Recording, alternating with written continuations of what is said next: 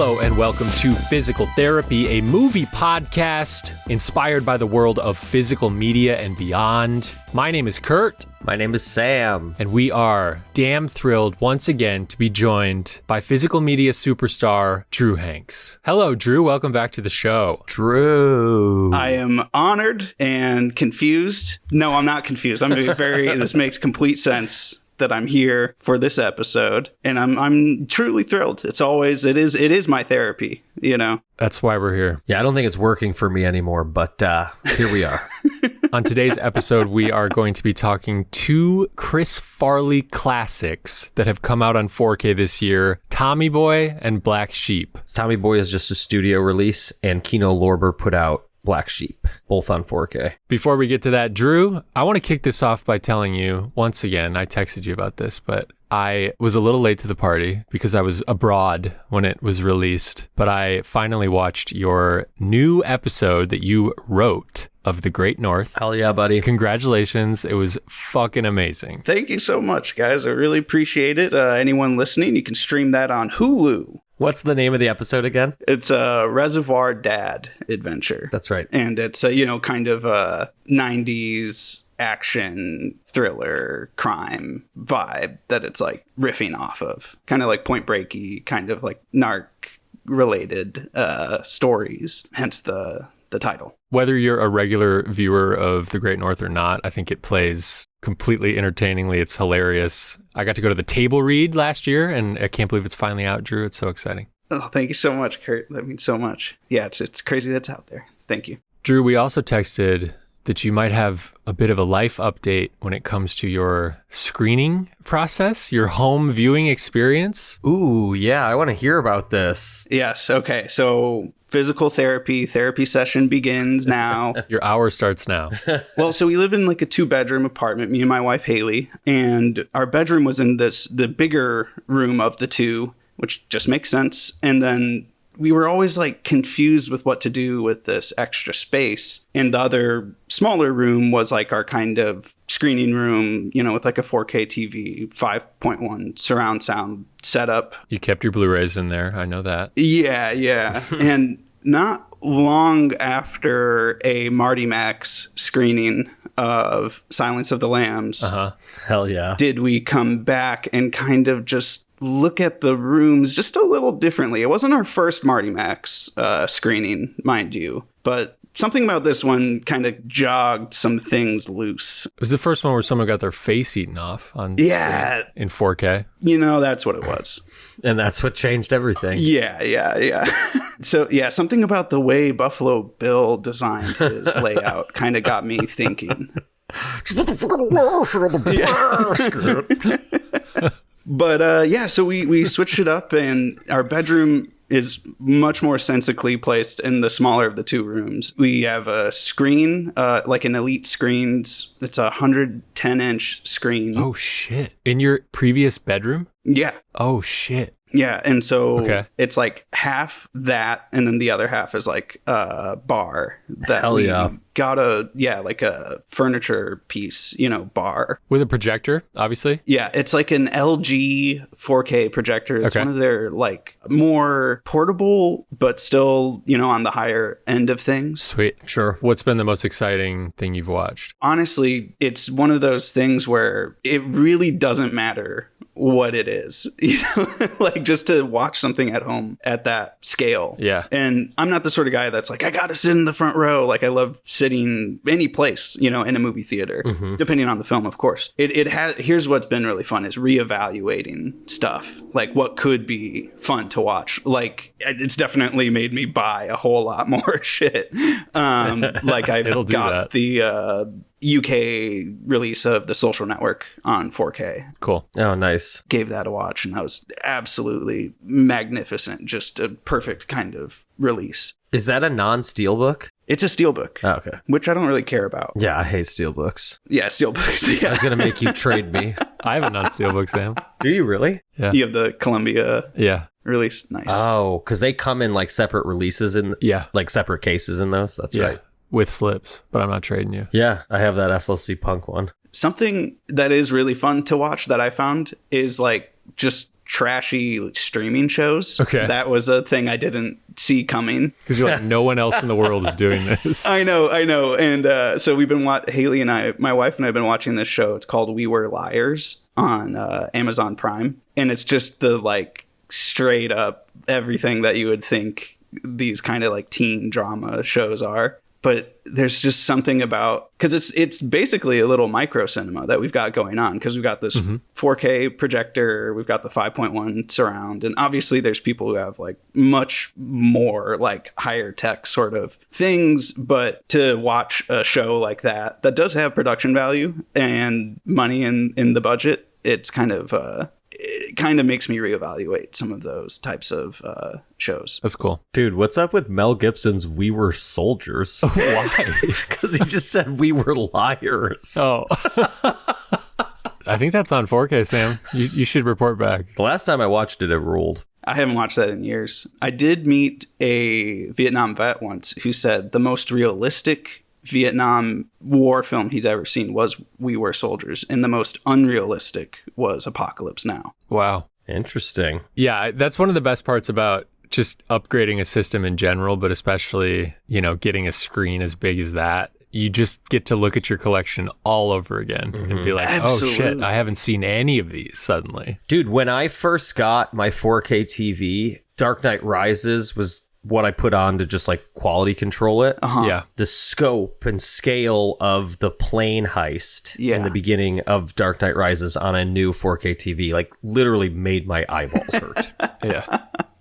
Yeah, watching Tommy Boy was actually this was a perfect one for me because I've seen it countless times. Yeah. And to be able to get that was actually the one that I was like, oh, Haley, I'm so sorry. I have to let me get back there. I have to change the HDR setting. This is definitely not right. Yeah. And it was my Dark Knight Rises. Hell yeah. All right, guys, I got a confession to make here. Okay. Kick it off, buddy. I was doing a no buy June, Drew. Ooh. I was just going to not buy any new movies. Wow.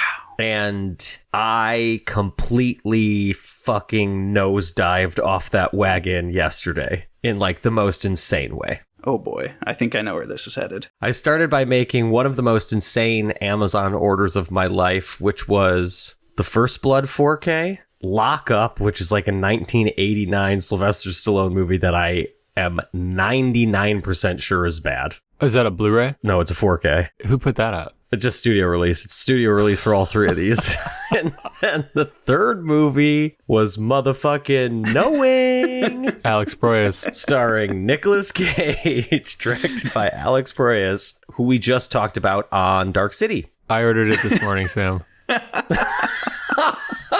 I can't wait to think we're doing a podcast about Knowing, watch it, and then realize we have nothing to fucking say. This is terrible. Every time I do this podcast, I always leave buying something. Yeah. And that will probably be my purchase. Uh-oh, Drew, come back. And then I made a Orbit order of some stuff that I was really scared I was going to miss from Umbrella because it was sold out on their website, but still available at Orbit. And then today, What's that?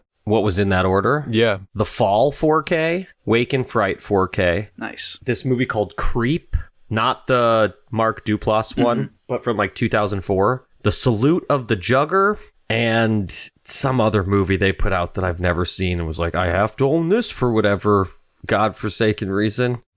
Drew, have you seen Wake and Fright? Yes. Is it cool? It's really cool. It's kind of one of the best, of those Oz-sploitation movies. It kind of gets lumped into it. I don't know if you'd really count it technically, but it is a revenge kind of thriller thing, head fuck cool movie. Is Ozploitation AUS? What are you saying when you say Ozploitation? OZ is how it's spelled. Does it refer to Australian? Yes. Okay. Oh, actually, you know what the other thing in this order was the 2006 movie called Black Sheep, which is not starring Chris Farley, but really about killer zombie sheep. Whoa. That I remember being hilarious when I watched it. I made my first stop at the Criterion sale today, boys. Woo! So this was a Tuesday, July 1st purchase. And honestly, I really got to shout out Mike, who's working over at the Clackamas Town Center Mall Barnes & Noble. This dude hooked it up today. He comes in, he's like, do you need help finding anything? I said, no, I pretty much got everything in my hand right now.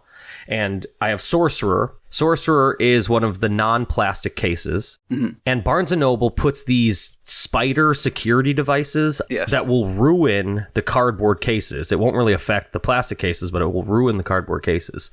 So I'm in line with the only edition of Sorcerer that I can see there, which is like, I wouldn't say beat up, but like doesn't look great because of the security device. I get up to the counter and Mike goes, hey man, I noticed that you had Sorcerer in your hand, so I just went to the back and got you a copy that hasn't had a security device on it. Wow. Ooh. Let's get Mike on this show. Dude, Mike, real good guy. Shout out Mike. Yeah. So I picked up Sorcerer, Punch Drunk Love, Night Moves, and Godzilla versus Biollante.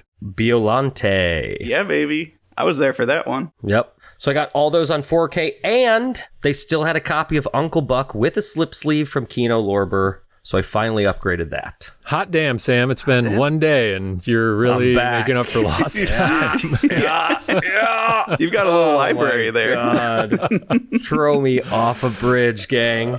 I felt good until about an hour ago, and then I was like, what am I doing? Well, I also attended the Barnes & Noble Criterion sale. I had probably the opposite of Mike. Oh, no. So I was looking, and very quickly, one of the booksellers comes over, the Anti-Mike. And Anti-Mike has one of those graphic t-shirts on. It's like the Brain Dead Studios kind of t-shirts where it's like every text is like a different font, and then there's all these like high contrast grainy images, and it's for Hereditary. And I'm like, okay, well, this is probably going to work out well, maybe, Anti-Mike.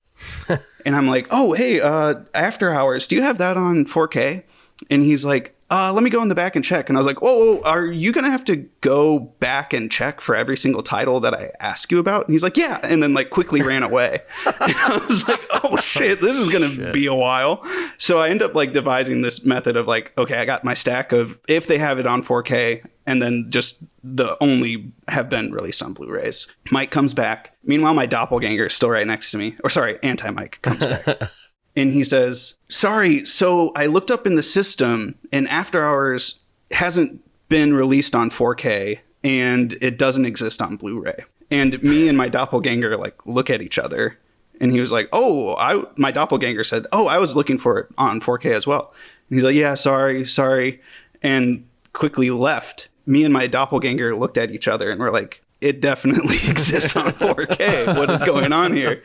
So I go back to the counter and it's one of those like, oh God, I hope I don't get Anti-Mike as my cashier guy. And of course, Anti-Mike is the guy that I end up getting. And I'm like, okay, so I explained, if you have these on 4K, I'll take these, blah, blah, blah. And I was like, and just so you know, After Hours does exist on 4K. It's totally fine if you don't have it, but just so you know. So Anti-Mike is like, okay. He comes back and he's like, okay, so here's what we have on 4K. And then he's like, and here, is this 4K? And he hands me After Hours, and it's the 4K copy. It was just the most bizarre sort of like, it says on the back. Like, I don't know how. It says on the front. It says on the front. And a big shiny sticker. Yeah. Yeah, exactly. The price is more. Come on, Anti-Mike. Dude, this guy's an idiot. He must have been borrowing that t-shirt from somebody. Yeah. It was a very bizarre situation, but I only ended up picking up a few. I got Cooley High, which is a Blu-ray release. Okay. And I got 4K of Three Musketeers and The Four Musketeers. And then I got Anti-Mike's favorite, After Hours. Let's go. What year is Three Musketeers, Four Musketeers? I want to say earlier 70s. And is that 2 movies or 1 movie? It was shot as 1 movie, but released as 2. Okay. Oh, I didn't know that. Oliver Reed? Yeah. Hell yeah. Oliver Reed, baby. 73, 74. Nice. I definitely recommend all of them. How many beers do you think Oliver Reed drank while they were shooting those movies?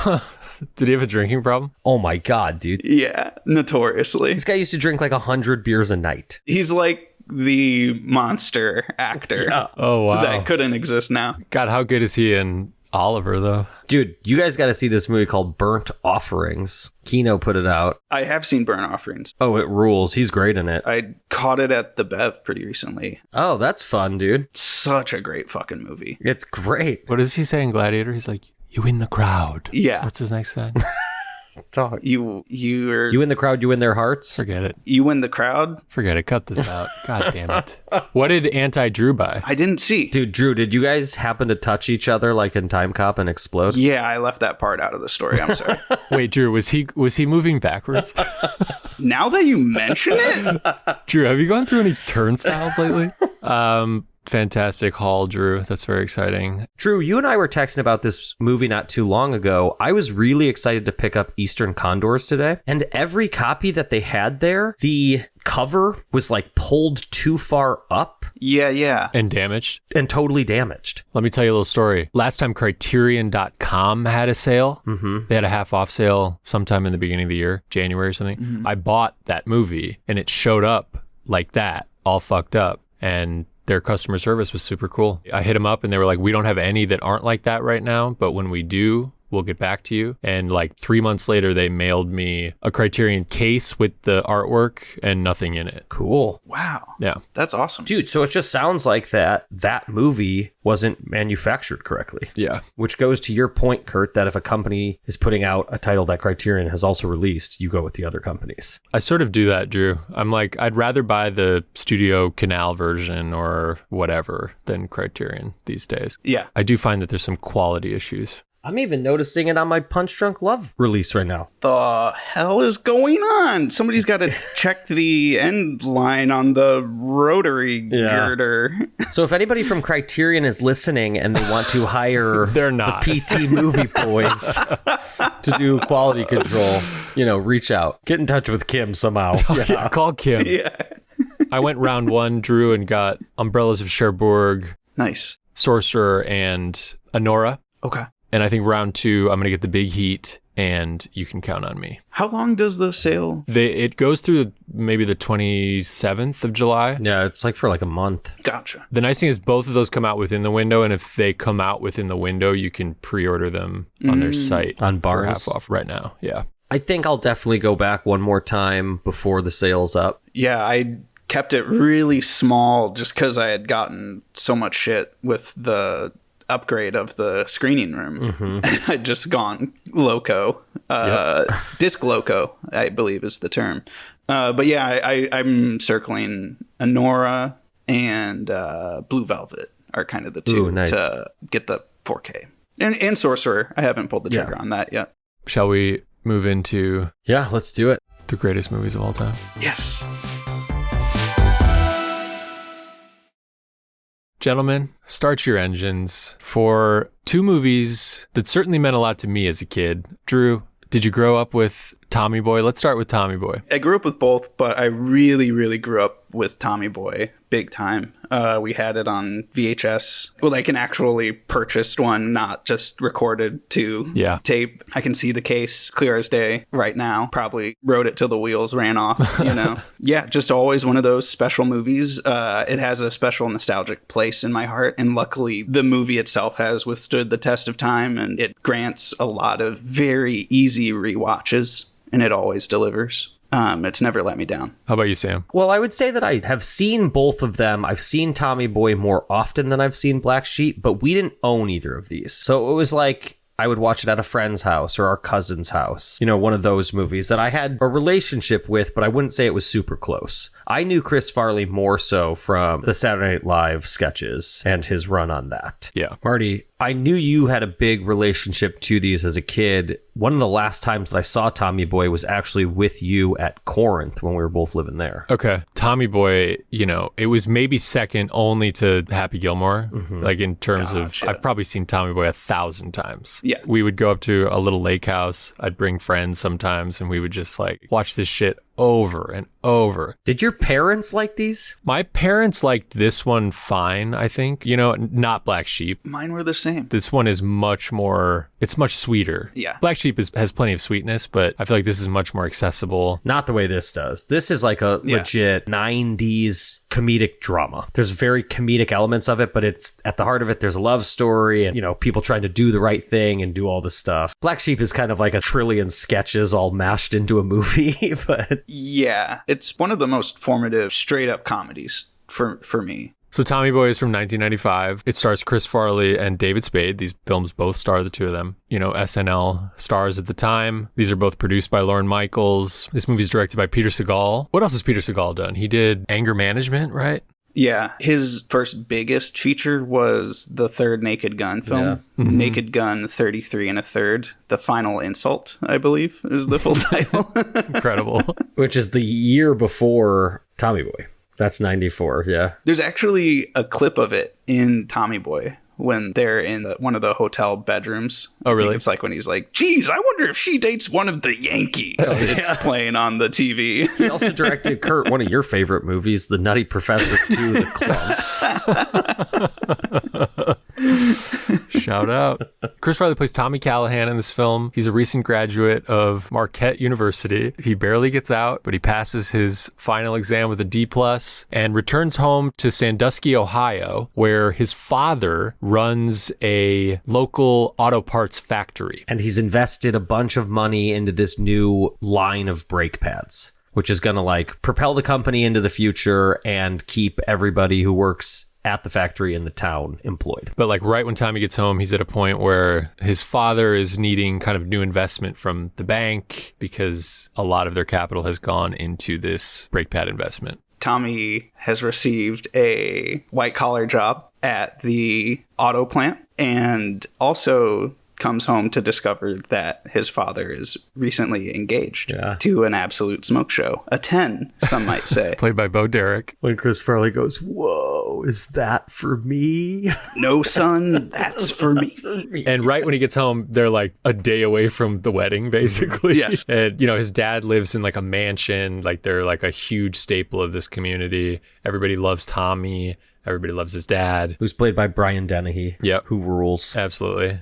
And right before the wedding, we see Bo Derek's character's son arrive. So she also has a son who is played by Rob Lowe in an uncredited performance, which I never knew until this round. Yeah, what's up with that? I was just sort of sitting through the credits and like, I don't know why, but I was looking for his name and didn't see it. And I rewound it, didn't see it, and then looked it up. And he, I guess, was committed already to some type of miniseries or something, but he was friends with Farley. And I'm sure he got paid, but he, I think for, you know, SAG reasons, wasn't able to be credited. That's wild. Yeah. I caught a screen of this recently, and I remember sitting in the theater being like, hey, his name wasn't there. Yeah. Well, and it's not a small role. No. I mean, like, No, he's in a lot of the movie. Yeah. And so he shows up, he takes the bus to town and is just a total piece of shit from the first shot of him. There's a kid. It's amazing. He steps off of this like Greyhound bus. Drinking a carton of milk. Yeah, sorry, a carton of milk. There's a kid in the front row of the bus who's making faces at him through the window. And without even looking back at him, Rob Lowe just like throws his fist backwards and up and hits the window and like knocks this kid out and then throws his empty milk carton into a baby stroller. Yep. This woman is walking by and just gives a look around this like small town in Ohio and it's just like, this place is a piece of shit. Like that's the expression on his face. It's incredible. It's incredible. I think the really funny thing about his performance, and especially the way that he enters this movie, is that he enters like this rough and tumble badass, but he like fucks up so much in this movie and makes a complete fool out of himself in like every scene.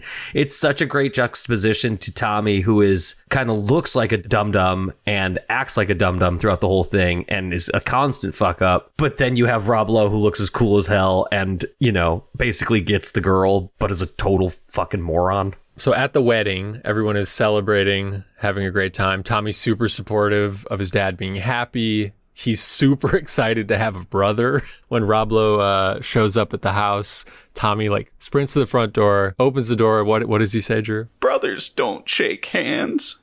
Brothers gotta hug. Yeah. Picks up Rob Lowe and thrashes him about, much to his chagrin. And at the wedding, they're all dancing after the ceremony. Tommy's dad has a heart attack and dies suddenly. One of the great things about this movie is it hits. Mm-hmm. It's got an incredible, like, perfect 90s score by David Newman. It's hard for me to, like, describe it objectively because it's just, like, so nostalgic, but it really works, I think. Still, I think it's perfect for what it is and everything like that. And I think if there's anything that dates it, it's the score. But it is perfect for what it is, and it's extremely effective, and it really, really captures the soul of the character of Tommy Boy. Yeah. And everything that his journey entails. At this point in the movie, it's the end of the first act. We've seen plenty of physical goofball comedy bits from Farley, getting smashed in the face by plant equipment or whatever as he's touring this auto mechanic plant, taking bong rips in college and passing out and crashing through coffee tables. Everything you love about Chris Farley. Yes. But then his dad dies, and there's a real tone shift. But it's still like a 90s comedy, so it doesn't become dour or anything. But it becomes a side of Farley that is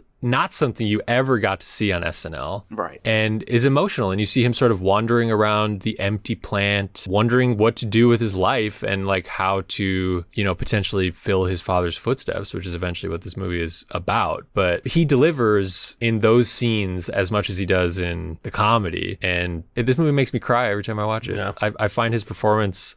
Has there ever been a performance like it that's so absurd and physical? And, obviously there was no one like him ever. But the fact that he could do this too, I think is why he, resonates still. Upon this watch of Tommy Boy, it reminded me much more of Uncle Buck than it did kind of anything else, where it's a bigger guy who's really good at physical comedy and delivering lines, but can also act. And there are sad moments in both these movies. And it's kind of more of that blend of like what I was talking about earlier, where it's a comedy, but the drama in it plays and it's well written. Yeah, it's interesting you bring up Uncle Buck, because on the director commentary track, Peter Siegel's talking about he's addressing the death of Farley and how terrible it is and the unfortunate thing, and he was kind of like talking about the depth of his acting and how it is unfortunate that he would have had a role like Uncle Buck in his later years and things like that. The sort of things that we were robbed of, Yeah. I mean, I think the scene at the funeral is really good. How, it cuts to Tommy standing at the head of the coffin with his hand on it, and there's like a bunch of people around him, and then there's a fade to him being the only one at the gravesite with his hand still on the coffin. Clearly time has gone by, but him just standing there contemplating what he's going to do, what the rest of his life is going to look like. He's got some tears in his eyes. It's a powerful scene. And then the rest of this movie gets like sillier and dumber than ever, but it works because we've seen, we know what's on the line for Tommy. Exactly. Yeah. Callahan Auto is faced with the conundrum of we're going to fold unless we're able to get the proper money to keep this plant going. And the only way to do that is to sell the inventory that we are creating with these new brake pads. And Tommy's dad was scheduled basically to go on a sales trip that he always goes on, where he's got all these, relationships with vendors all over the Midwest. And he is just the king of kings of salesmen. Yes. You see him in the first act saying all of these perfect things, like, I can learn a lot about a bull by sticking, or it's got to be your bull. No. I did. I'll set it up because he's at his wedding and he's in a business conversation that we learn he's 8 whiskey sours deep at this point, which is amazing. Shout out to Rick Dalton. Yes. But this guy he's talking to is like, sounds good, Tom, but I think I need to get a closer look at these parts. And he says, I can learn a whole hell of a lot about a T-bone steak by sticking my head up a bull's ass, but I'd rather take a butcher's word for it. Which is a very important line in the movie. And then the guy's like, sold. Yeah. But yeah, so Tommy ends up in this board meeting volunteering to spearhead this Route 66 sales trip, basically. With help from... Yeah, the company's like, we need somebody who understands the company a little bit more, and enter Richard.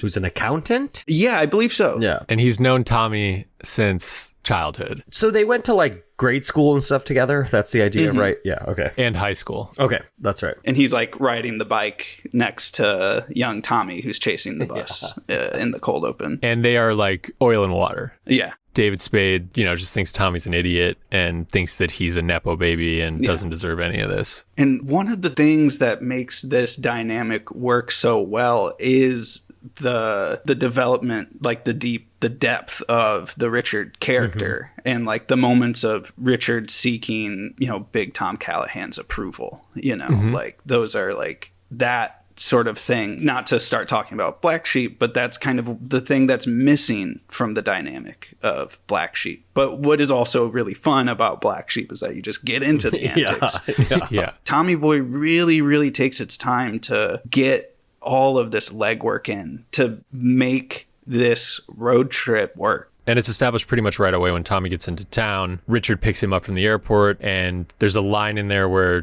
Tommy says, like, what do you hear from the old gang from high school? And Richard says, like, I don't know. I didn't really much like the old gang from high school. And there's a sense that, like, Richard doesn't have any friends. Yeah. And a big part of this movie is them becoming friends, much to Richard's chagrin. Yes. Yeah, so it becomes a road movie after that. You know, they get on the road to do the sales trip.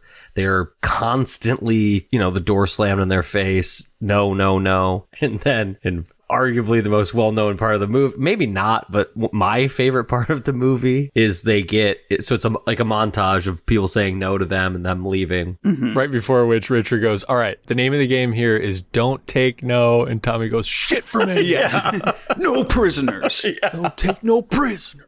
But we hear one maybe, and Richard looks over at Tom, and Tommy realizes that he's got to step into his father's shoes and really sell this deal, make this deal work. It's going to be their first yes. And he just steers the car right off the road. The guy they're talking to has like expensive die-cast model cars on his desk, like different generations of cars. And a beautiful desk lighter. Yes, a round, beautiful desk lighter. And Tommy's trying to explain the difference between quality brake pads and knockoff shitty ones. He picks up one of these model cars, uses the desk lighter as if it's a truck tire, like loose in the road or something. Drunk driver. Yeah. He demonstrates that the first car comes to a miraculous stop just in time before hitting this tire. Whoa, that was close. And then picks up the second car, and they keep cutting back to this guy who's like, don't touch my shit, in his expression. Like, he's so nervous he's going to mess up his toys. Yeah, I mean, I can't do it like Chris Farley, but he takes the second car and just smashes it into this lighter, lights it on fire. Yeah. Wee-oo, here comes the meat wagon. Oh, God, new guy's in the corner puking his guts out. The guy gets out and says, oh my God. All because you wanted to save a little money on brake pads.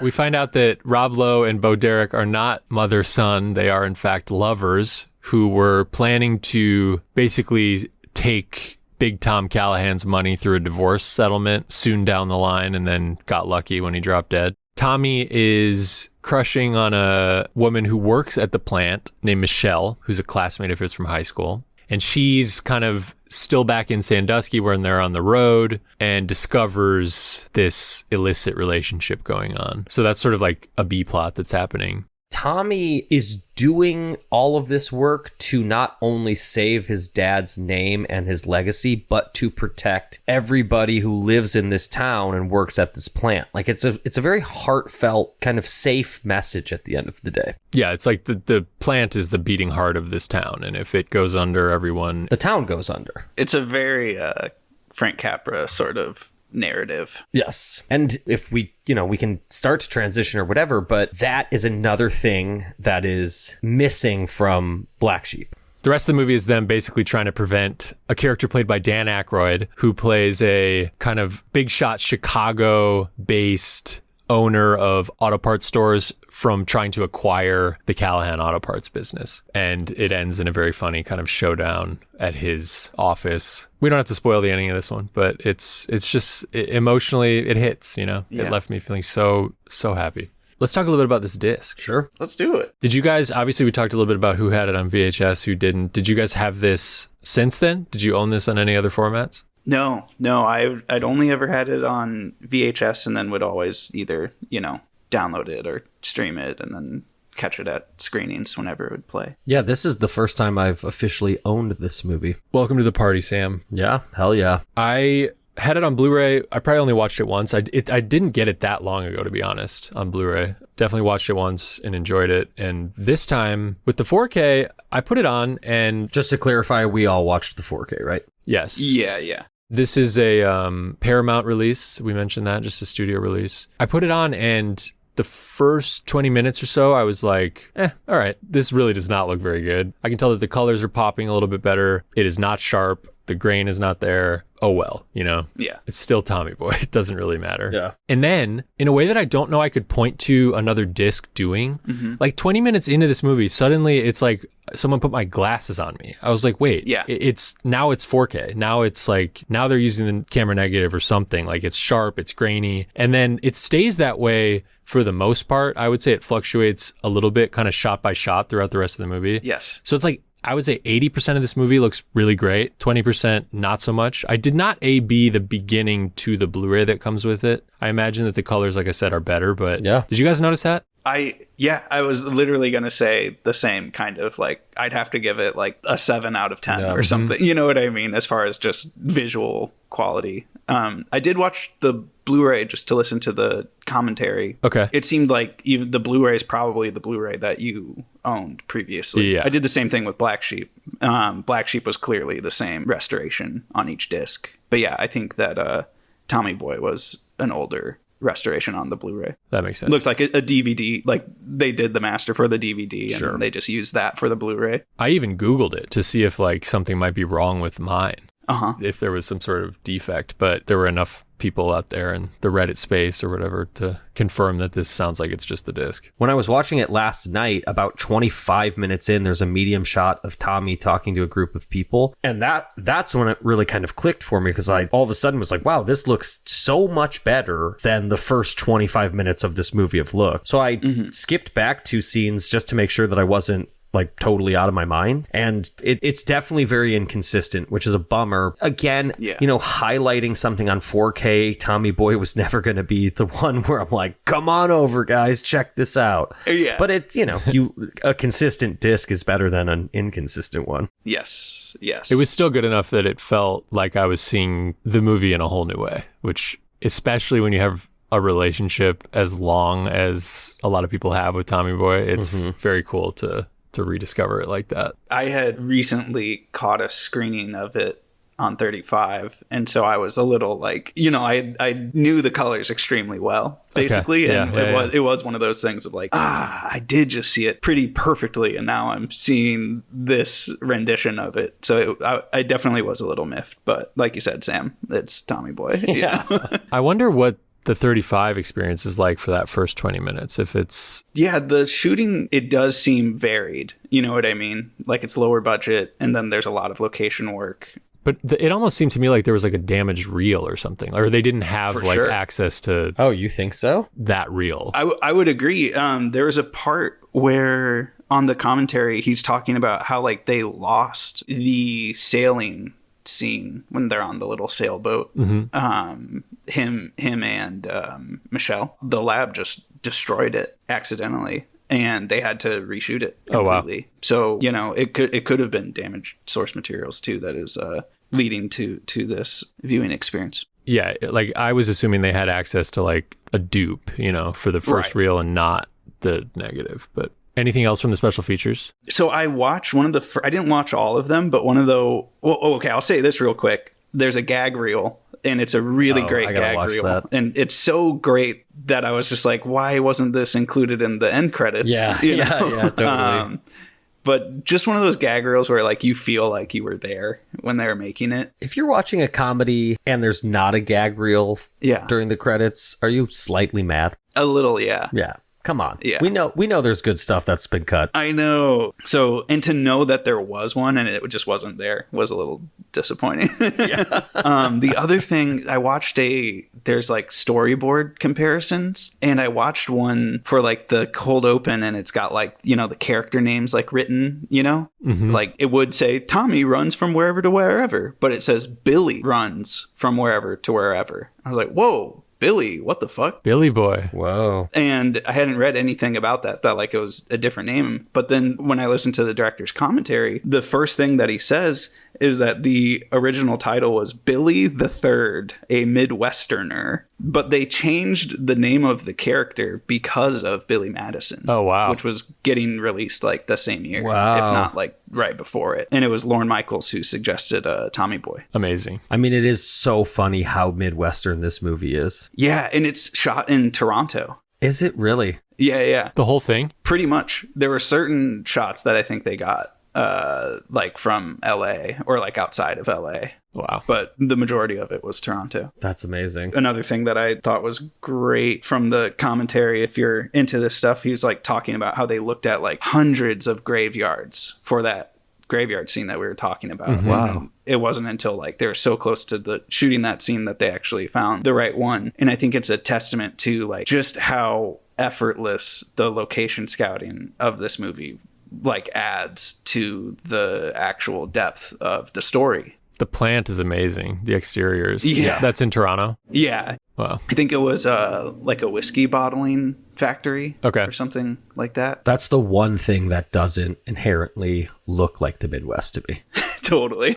Yeah, if you're interested in comedy and like how directing comedy or anything like that, this is kind of a 101 for that stuff. On the commentary? Yeah, Cool. yeah. A lot of the things that we're talking about, like as far as like the heart and the drama of it all, were all things that like the director actually really fought for, which you would think would be the other way around. You think the studio would be like, make the thing work more.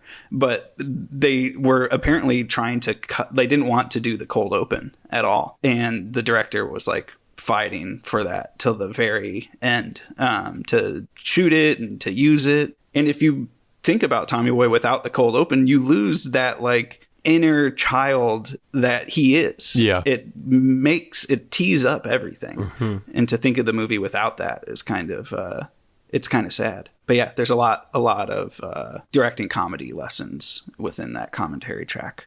So less than a year later, like 11 months later, yeah, Black Sheep comes out. Wow, I didn't know they were that close together. So here is something that I gleaned from the commentary track of Black Sheep. Farley had a 2-picture deal with Paramount. Okay. And if they didn't go into production or what green light, what option the project, he would have gone and done The Cable Guy. Whoa. As the Cable Guy? Yeah. But the head of Paramount was really, pushing it, and she called the director Penelope Spheres on a Sunday. That was the drop dead date of this contract, and confirmed it, and there it went.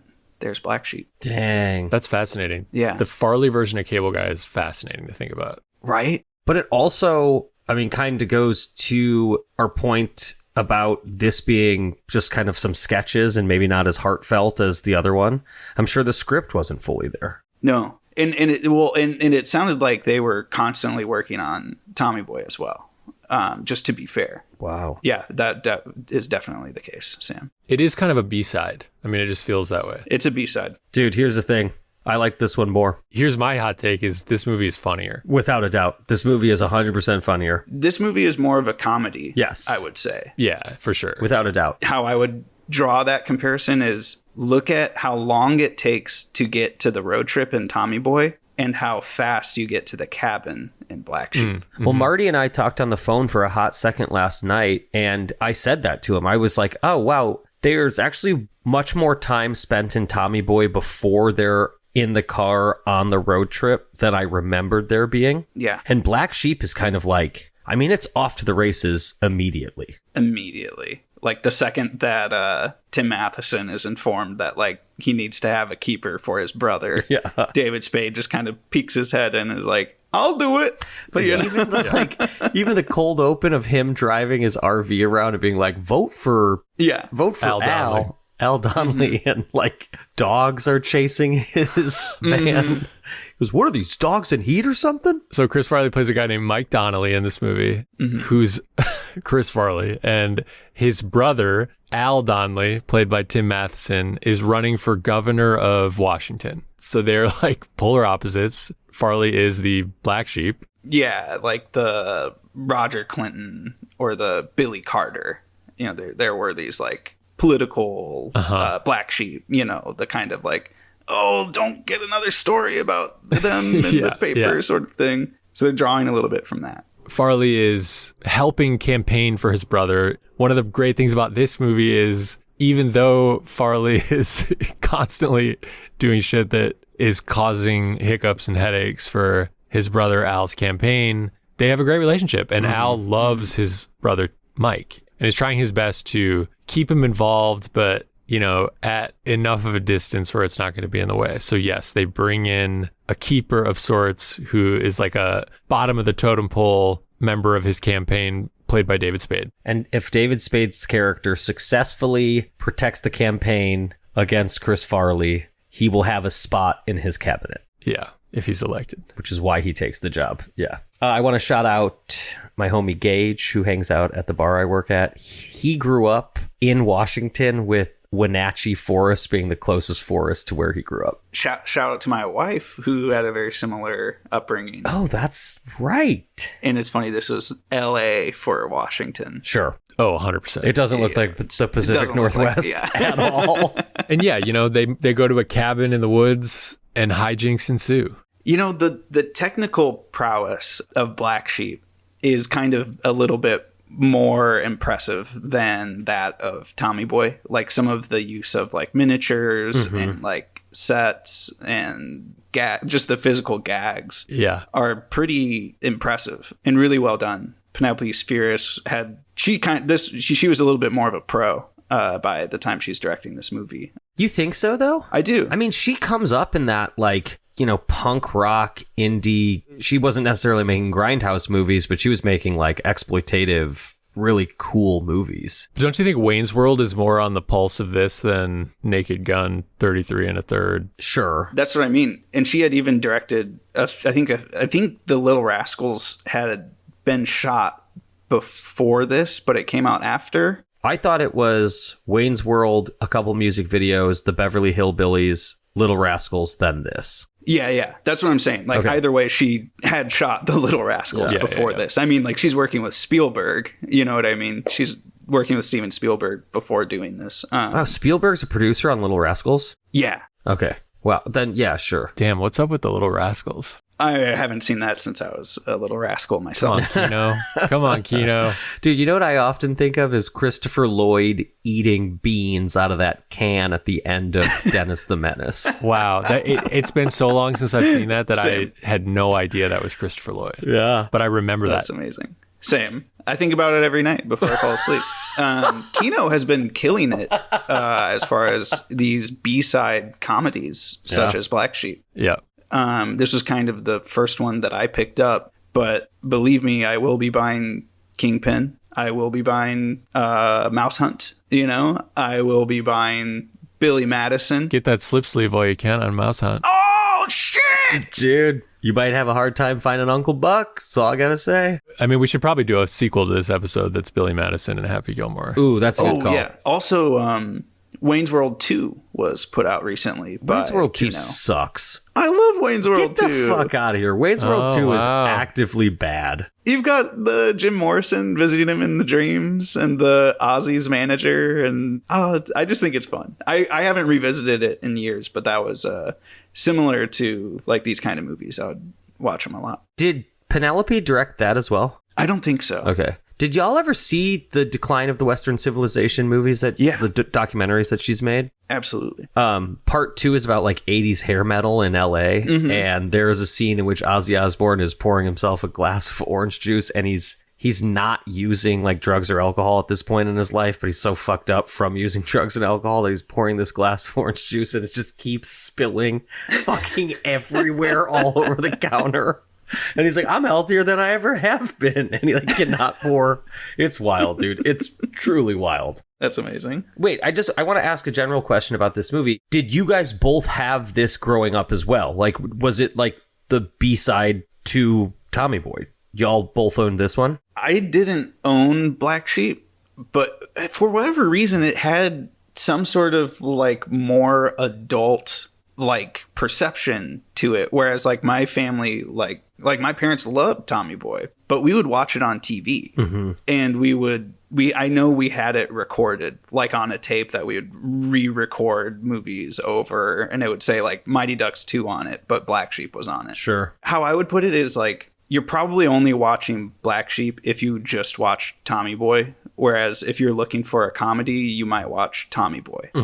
Marty, was this one that you guys had on VHS? I don't remember owning this, but if I've seen Tommy Boy 1,000 times, I've seen this 500 times. Totally. Like, we would watch it all the time. I just don't remember how. But this one, unlike Tommy Boy, I had not seen since I was probably 11. Yeah. Same. So, there aren't many of those left for me, I've rewatched all the ones I sort of think to watch. And it's always so fun if it's been a long time. And so to jump from VHS in 1999 or something to 4K. A Kino 4K. Yeah. And to have forgotten, but immediately remember as soon as the lines start, Yeah. all of these jokes.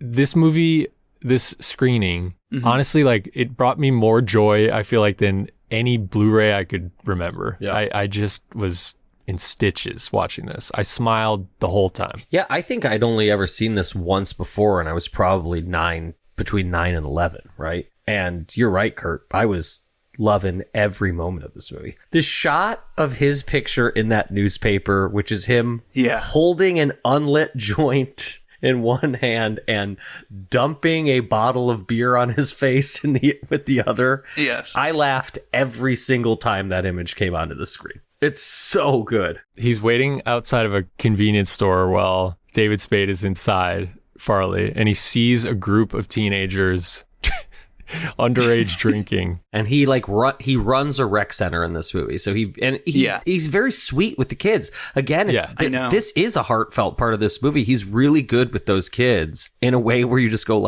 just let the poor guy be, He's like an idiot for sure, but he does well. There's like a smear campaign happening from the actual governor who's trying to, get dirt on Al running for governor. And, one of their main ways of doing that is by following Chris Farley around and trying to wait for him to do stupid shit. So as a means of starting out a anti-drug lecture to these kids, he walks up, grabs one of their beers, grabs a joint, and he goes, "Smoking, snorting, shooting, sucking, toking, popping, dropping. Let's do a little dance. I want to party with you." And just takes a huge swig of their 40 of beer while someone takes his picture and then they publish it in the newspaper. I think I texted you that quote 5 seconds later, so. Drew. Yeah. I mean, come on. The boulder hitting their cabin. Actually, that's not even the best part. The wind ripping the roof off the cabin and then hailing starting. Oh, and just to take a step back before I totally forget this, Sam, how you were talking about how much heart he has as a character and his involvement with youth in town and stuff. The writer in me is so frustrated that it doesn't connect these little things just a little bit more. It's one of those things where it's the ingredients are left on the kitchen table. They're not in the dish. Yeah, it doesn't come back. Yeah, they tee up this one kid that he tries to get on the phone, and then he ends up seeing him at the end of the film, but that relationship isn't developed enough to have any emotional weight, really. Whereas it would have been in Tommy Boy. Yeah, and it's so hard not to just draw the comparison because the other one really knocks it out of the park in that department. But the other thing is, I just don't think that the director, Penelope Spheris, was really going for that. And that's not a bad thing. That's what I'm trying to say. It's hard to just not compare it. You know what I mean? To this movie, to Tommy Boy, which does have a lot of heart, and that's what they're going for. I just don't think, from listening to the director commentary, that she was really that interested in a movie like that. She's talking about how she loved going to see Abbott and Costello movies, and this is very more Abbott and Costello than Tommy Boy. It's so much physical comedy. Yeah, and it goes straight into the story, immediately. Dude, I think one of the things about this movie, to go back to your writerly point, Drew, is that what this movie doesn't have that Tommy Boy has is really a actual antagonist. The current governor is an antagonist, and she hires some goons that burn down the rec center. But for the most part, all of the issues with this movie are that Tommy's a dum-dum and can't get out of his own way. Which it's almost like Clueless in that way. Another like classic 90s comedy that Tommy or Mike? Mike. Excuse me, Mike. Yeah. It's hard doing these two movies back to back. Yeah. But much like Clueless, there's not like a clear antagonist who is like pulling all the strings that are making these things happen. They're just happening to these people. Mm-hmm. And part of that is because Farley refuses to get out of his own way until the end when he kind of grows up a little bit. But yeah, I mean, we haven't even talked about the Rock the Vote scene. Oh man, that's my favorite line. Kill Whitey! Yeah. When he's just up there on stage. Wrecked him. It nearly killed him. We should also mention Gary Busey is in this movie, and he plays a man who is a former Marine, basically, who's like stuck in combat mode. Yeah, he's like Rambo. Just shout out to Gary Busey in this movie. He's so funny. I didn't know Busey was in this. There's fight scenes between him and Spade and Farley, and just an unexpected arc for his character. It's really good. Yes. Dude, Farley could really like move and was limber for a person his size. He does that flip off the swinging rope into the lake, and I was like, God damn, I couldn't do that. I don't think that was him. I think it was him, guy. dude. I think that's him. I'm the on the commentary there, like that was a that was a stunt person.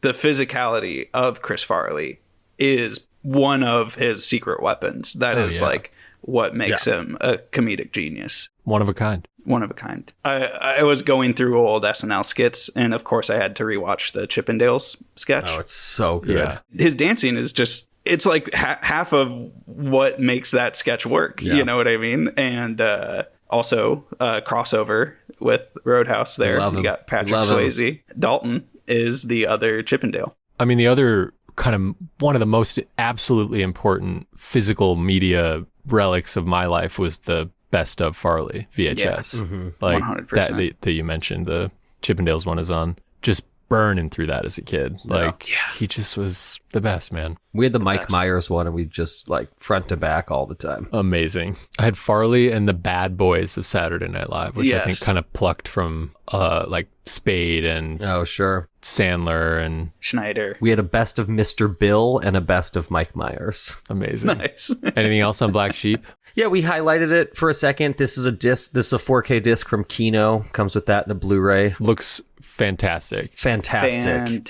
Incredible transfer. Like really great transfer. The miniatures look awesome. Mm-hmm. The grain looks great. The colors look phenomenal. It was a great rewatch. And it's like 85 minutes or something. Perfect It just runtime. cruises. Yeah. Both of these, Tommy Boy is not too far north of 90. Mm-hmm. No, I think it's a 10-minute difference on both of them. Yep. It's a very doable double feature. Yeah, without a doubt. Yeah, the extras on Black Sheep are pretty slim, but they're really informative. The only real one is the audio commentary with the director.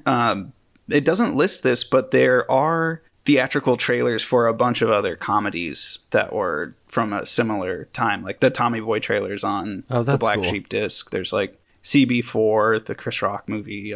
There's just a bunch of comedy trailers on it. I think all three of us highly recommend these movies. Absolutely. If I had to get rid of every movie except one, it might be Black Sheep at this point. I'm taking that shit to the desert island. Amazing. The question is whether Kim will like it. Do you know if she has any type of a relationship with Chris Farley? I think we might have watched Tommy Boy together. I'm sure she likes that one. I think I might find out the hard way that Black Sheep's not for her, but I can't wait. Okay, gentlemen, before we go, it's time to put wishes out into the physical media universe for titles on formats that do not yet exist. Drew is our special guest. You can go first. I wish for a 4K release of Teenage Mutant Ninja Turtles 2 Secret of the Ooze. I wish for a 4K release of Almost Heroes, starring Chris Farley and Matthew Perry. I wish for a Kino 4K release of Beverly Hills Ninja, starring Chris Farley. All right, Drew, I got good news for you. Arrow has announced that they are releasing the Teenage Mutant Ninja Turtles movies, at least the first one, but the ramblings online seem to think it's going to be a trilogy. Wow. Okay, well, maybe this wish will kind of teeter that over the edge. Yeah. I chose TMNT 2 Secret of the Ooze just out of thinking of what tapes did we wreck as kids? Burned it out. Equal to Tommy Boy, I think I've seen TMNT 2, Secret of the Ooze, close to 1K. That's just, anytime it plays in these rep theaters, I try to go see it. It's just a fucking delight. Yeah, dude. Go Ninja, go. How do the first two compare? One is a really, really solid like entry into these characters coming into like the feature realm. If I'm remembering correctly, it's a Golden Harvest production, partly. I think you're right. And then it's also, the suits are by Jim Henson. Okay. It's kind of like a wet dream for like guys like me of just like, how is that collab happening? How did it happen? And so number one is just like a really straightforward, this kind of a movie. And number two is a just let's fucking go sequel. And it's got all of the fun of the physicality of the first one. And it's a little more zany and fast paced. I'm a 1 like super fan. I do not like 2. Okay. And my issue with 2 is that parents got a hold of it and like really made them come down on the violence and everything else. So actually the turtles never even draw their weapons in the entire movie. Totally. And that is not the case in the first one. The first one's like dark. Yes. Honestly, there's some like really dark and sad and weird parts of that movie. Number one is a really, really good movie. Sam Rockwell, baby. I know, yeah. And Elias Koteas. Who does he play? Elias Koteas plays Casey Jones, and Sam Rockwell just plays like a random thug. When Sam Rockwell came to our college, and I like bumped into him in an elevator, I was like, hey man, Teenage Mutant Ninja Turtles. Really? And we fist bumped, and I walked away. Really? Yeah. That rocks. Actually, I apologized to him because that fucking moron in the screening was like, how do you not get a boner when you film these fake sex scenes? Jesus. And I was like, hey man, sorry that I go to college with a bunch of fucking idiots, but Teenage Mutant Ninja Turtles was pretty good. So I walked out. You're like right about to just have a great interaction and you totally tank it. Hey, I'm way smarter than that boner dude, by the way. Love that Turtle Ninja movie. Deuces. That's awesome, Sam. That's awesome. Almost Heroes what is is a this? 1998 Christopher Guest film where Chris Farley and Matthew Perry play explorers in the turn of the 19th century who are trying to beat Lewis and Clark, who, if I remember correctly, are largely, if not entirely, off-screen characters, to the Pacific Ocean to discover it first. No Blu-ray of this movie. It's largely kind of lost. I don't know. I guess it's on Tubi. That's what the internet is telling me. It came out in 1998, and I have no idea if this movie is any good, but I believe it's his last movie, Farley. I thought Beverly Hills Ninja was his last movie. No, I think this is his last film, if not Dirty Work. Drew, do you know? I don't know off the top of my head, but Sam, I think Beverly Hills is his last like lead, like straight up comedy vehicle movie, which might be why you're thinking that. Dirty Work is the same year as Almost Heroes. But yeah, it was another, watched it a million times as a kid, haven't seen it since. And now with both of them gone, it would be really special to have. Yeah. Kind of on that, piggybacking on that, I've never seen Beverly Hills Ninja. I know people don't really like it all that much, but it is in the last... It seems like Beverly Hills Ninja, Almost Heroes, and Dirty Work are the last 3 Farley performances. And after watching these 2 movies, give me some more, I would like to finally see the movie, but I would like to see him in it. I remember loving it growing up, but I'm sure it hasn't aged well. That's probably safe to say. I'm sure there's probably some issues along those lines. Yes. Okay, that is it for another episode of Physical Therapy. A huge thank you to Patrick Laban for our incredible music. A thank you to Kimberly for producing from far, far away. Thank you, Kimberly. Thank you to all our listeners, and thank you to you, Drew, for returning and spending time with us once again. I'm so thrilled you had me back. I would love to return. Please consider it. Well, we have to do a follow-up with the Adam Sandler movies. Oh, fuck yeah. Okay. Those are coming out later in the summer, and Drew, if you want to come back right away, maybe pick up that copy of Knowing. We'll see what we can do. I'm acting like I didn't do it while we're filming. I've never even heard of that movie. Oh, it's got a physical meter. Some guy at Amazon's going like, what the fuck is going on? All these knowings are flying off the shelf. What do they know that I don't know? Thank you, but seriously, yeah, this is my therapy. So I'll have to get your Venmos. Anytime, Drew. We take health insurance.